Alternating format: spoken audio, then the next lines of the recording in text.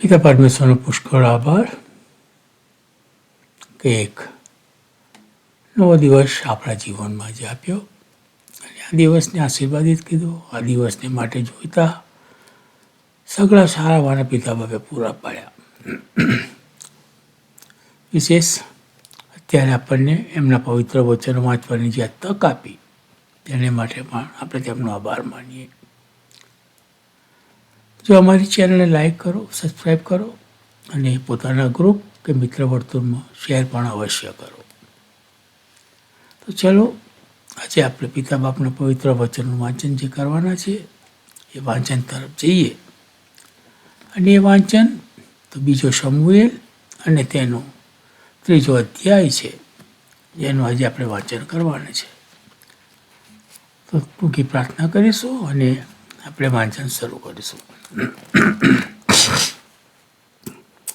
પવિત્ર પિતા બાપ, તમારો આભાર તો ઉપકાર માનીએ છીએ કે સવારથી અત્યાર સુધી તમે અમને સાચવાઈ સંભાળ્યા છે અને આ સમય અને આ ઘડી આ તક આપી કે અમે તમારા પવિત્ર વચનો વાંચી શકીએ, તમારી સમક્ષ આવી શકીએ. તેને માટે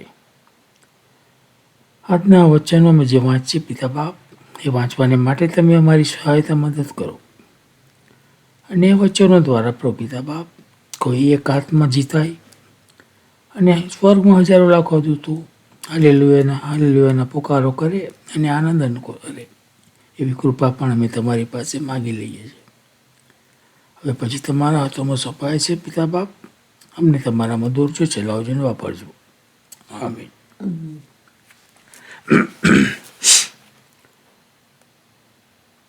પવિત્ર પુસ્તક બાઇબલ અને તેનું 10મું પુસ્તક બીજો શમુએલ અને તેનો 3જો અધ્યાય.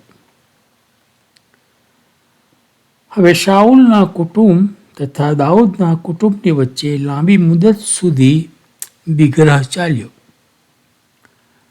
અને દાઉદ અધિકાધિક બળવાન થતો ગયો, પણ શાઉલનું કુટુંબ તો વધારે ને વધારે નબળું થતું ગયું. દાઉદને હેબ્રોનમાં પુત્રો થયા. તેનો પ્રથમ જનિત આમનોન હતો. તે અહીનોમ ઇઝરાયેલીના પેટનો હતો. તેનો બીજો દીકરો કિલાબ, તે નાબાલ કાર્મેલીની વિધવા અબીગાઇલના પેટનો હતો. ત્રીજો ગશૂરના રાજા તાલમાઈની દીકરી માકાનો દીકરો અબશાલોમ હતો. ચોથો હગ્ગીથનો દીકરો અદોનિયા હતો. પાંચમો અબીટાલનો દીકરો શફાટ્યા હતો. અને છઠ્ઠો દાઉદની પત્ની એગલાનો દીકરો ઇથરામ હતો. એ પુત્રો દાઉદને હેબ્રોનમાં થયા હતા. દાઉદના કુટુંબ તથા શાઉલના કુટુંબ વચ્ચે વિગ્રહ ચાલતો હતો. તે દરમિયાન એમ બન્યું કે આબનેર શાઉલના કુટુંબને માટે જોરાવર બન્યો. હવે શાઉલની રિસ્પા નામની એક ઉપપત્ની હતી. તે આયાની દીકરી હતી અને ઈશ-બોશેથે આબનેરને કહ્યું, મારા પિતાની ઉપપત્ની પાસે તું કેમ ગયો?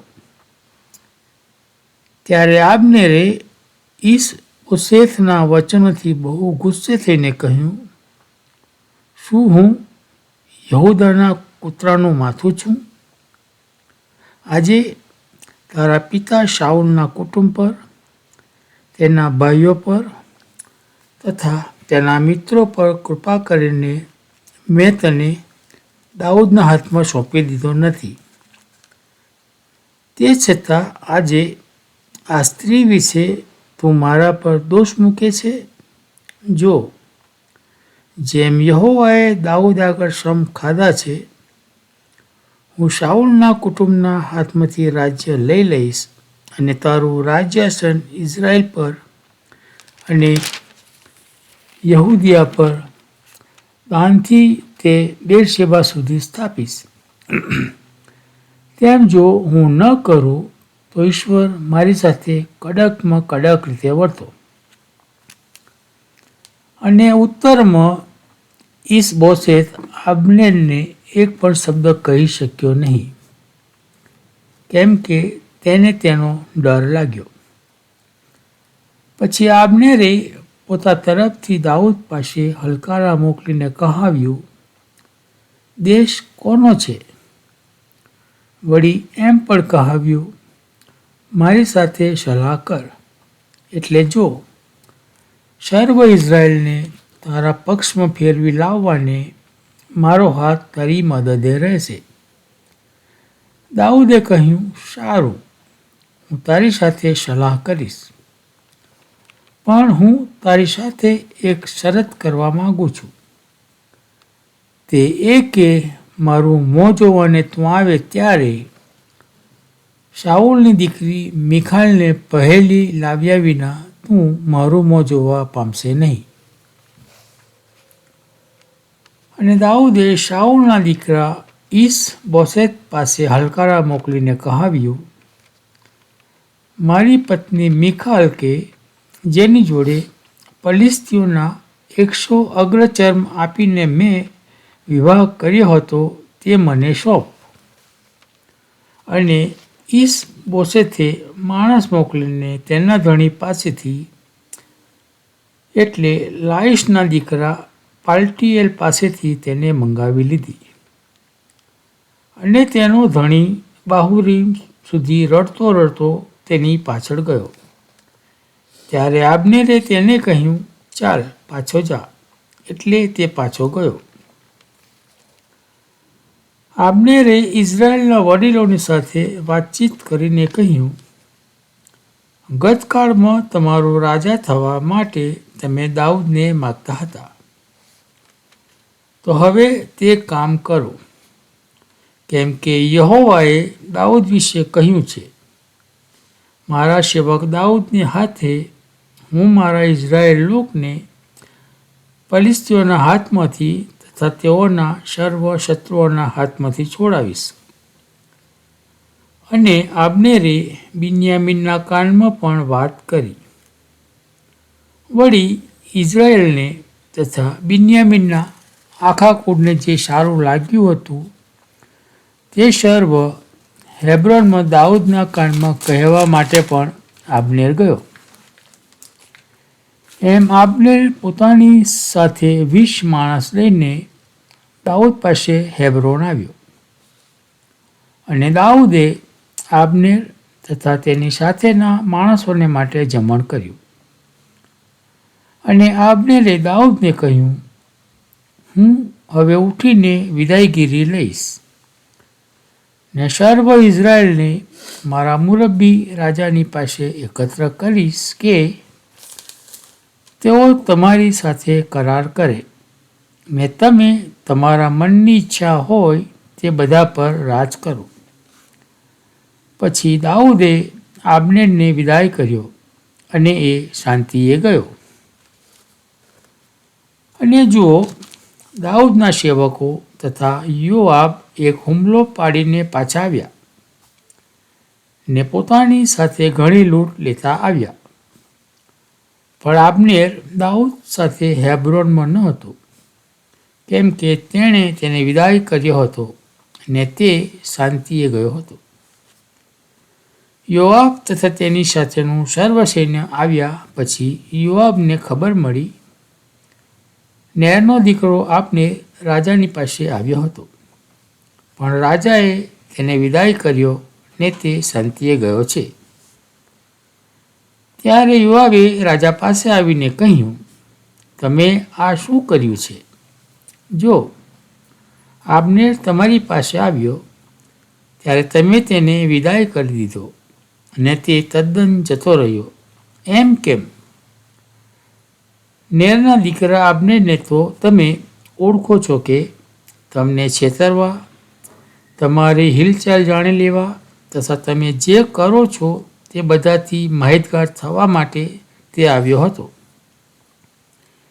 યોઆબ દાઉદ પાસેથી બહાર નીકળ્યો એટલે તેણે આબ્નેરને પાછળ માણસો મોકલ્યા ને તેઓ તેને શિરાના હોજ પાસેથી પાછો તેડી લાવ્યા.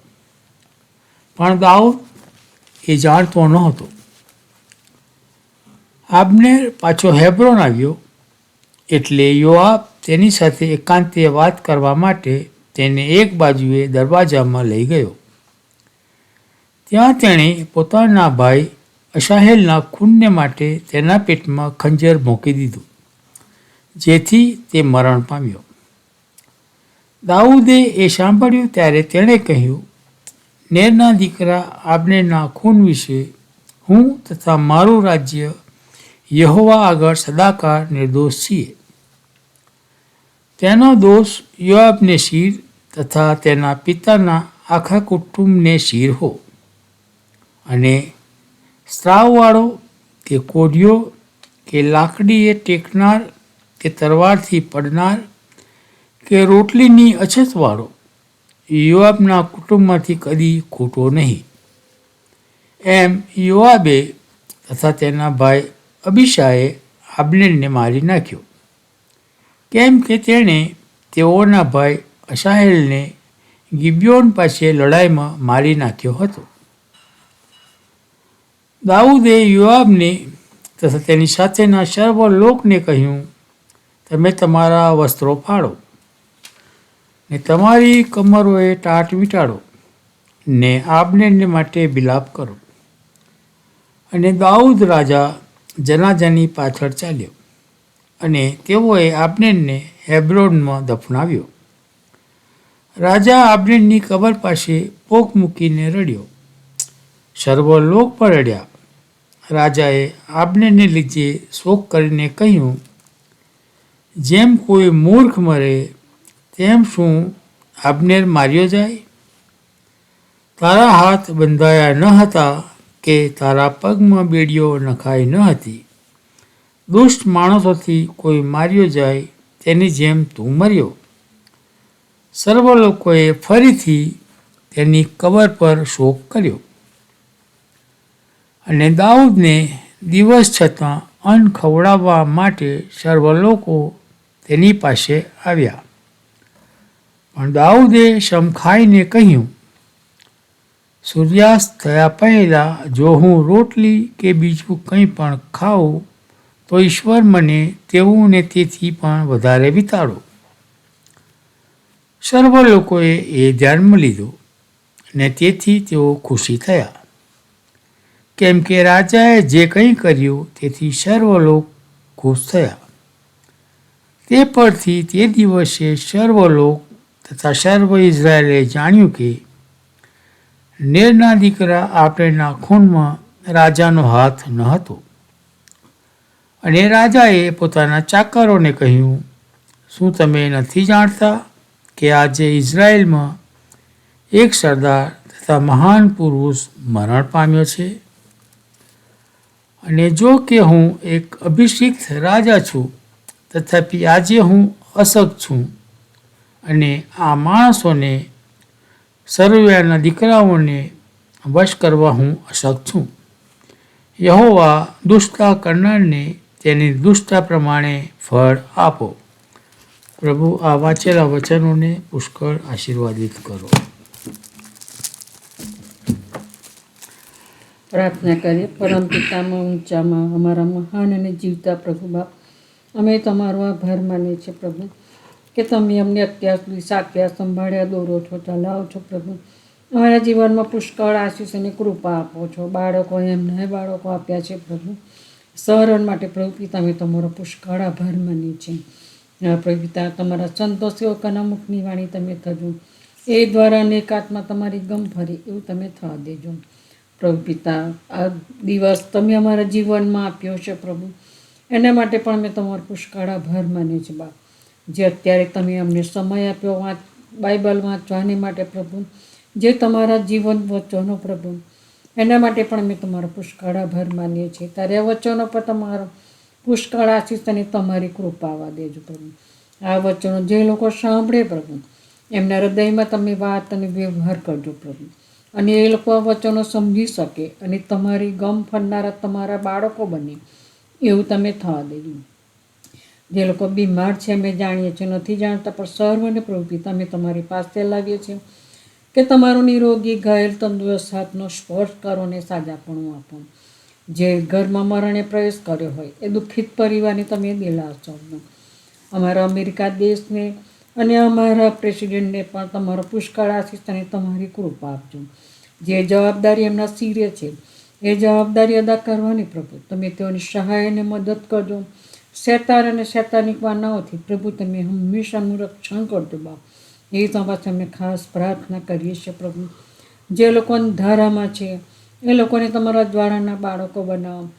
કેટલા બધા એવા જુવાન દીકરા દીકરીઓ છે પ્રભુ આજે એ લોકોને પાત્ર મળતા નથી, ત્યારે અમે તમારી પાસે ખાસ પ્રાર્થનાની વિનંતી કરીએ છીએ પ્રભુ કે આ લોકોને તમે પાત્ર પૂરા પાડો. કારણ કે બાપ મા બાપ ભાઈ બહેન ઘણી બધી ચિંતાઓ કરતા હોય છે, રાત્રે ઊંઘતા પણ નહીં હોતા. ત્યારે પ્રભુ પિતા એ બધાની ચિંતાઓ તમે દૂર કરો પ્રભુ અને સારું અને યોગ્ય પાત્ર તમે પૂરા પાડો. એ તો પછી અમે ખાસ પ્રાર્થના કરીએ છીએ. જે લોકોને રહેવાને ઘર, ખાવાની પીવાને પાણી, પહેરવાને વસ્ત્ર અને ઘણું બધું ન કરીને નથી, ત્યારે પ્રભુ સર્વ જરૂરિયાત પ્રભુ તમે તમારા અખૂટ ભંડારમાંથી પ્રભુ તમે પૂરી પાડજો. જે લોકોને બાળકો નથી પ્રભુ એ લોકોની પણ તમે બાળકો આપો. જે લોકોને જે જરૂરિયાત હોય પ્રભુ એ સગળી જરૂરિયાત તમે પૂરી પાડજો. એ તો પછી અમે કૃપા માગીએ છીએ. જે લોકો સતાઈ રહેલા છે પ્રભુ એમના માટે અમે ખાસ પ્રાર્થનાની વિનંતી કરીએ છીએ પ્રભુ. એ લોકોને પ્રભુ તમારા હાથોમાં તમે ધરી રાખો પ્રભુ અને એ લોકો બીએ નહીં પણ તમારામાં મક્કમ રહે પ્રભુ અને તમારા માર્ગમાંથી ખસી ન જાય બાપ એવું તમે થવા દેજો. જે લોકો સતાવે છે એમના હૃદયમાં પણ તમે વાત અને વ્યવહાર કરો પ્રભુ અને એ લોકો ખુદ તમારા પ્યારા બાળકો બની જાય એ માટે પ્રભુ તમે એમના હૃદયમાં વાત અને વ્યવહાર કરો પ્રભુ. અને એ ઘૂંટણો તમને નમે અને એ જીભ તમને કબૂલ કરે કે તમે ખરેખર ઈસુ ખ્રિસ્ત પ્રભુ અને જીવંત પ્રભુ છો એવું તમે થવા દેજો. ફરીને મળે ત્યાં સુધી પ્રભુ પિતા તમે અમારી સાથે એના પાસે રહેજો. અમારા બાઇબલ વાંચનને પણ તમારા આશીર્વાદથી ભરપૂર કરજો પ્રભુ. અમારા પાપ ગુના પ્રદન ક્ષમા કરજો. જે કંઈ માગ્યું તમારા દીકરા ઈસુ ખ્રિસ્તના ધરીના નામથી માગીએ છીએ, સાંભળો અને સ્વીકાર કરજો બાપ. આમીન આમીન.